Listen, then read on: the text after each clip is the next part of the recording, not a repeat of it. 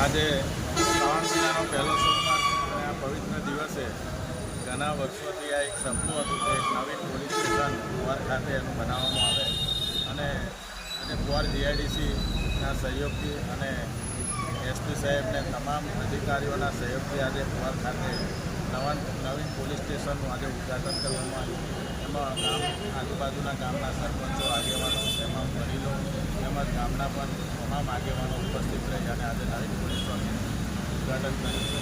અગાઉ અમે નારેશ્વર ખાતે પણ આવું એક નવીન પોલીસ સ્ટેશન બનાવ્યું છે.